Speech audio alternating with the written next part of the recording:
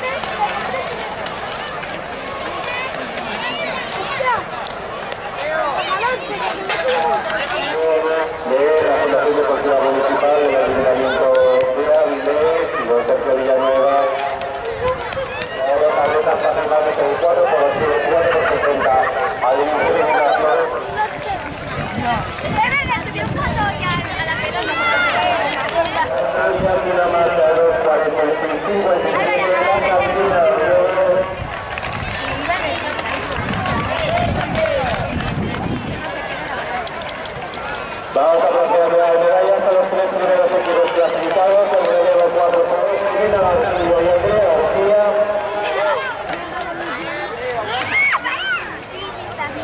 Dos carreras de Juan.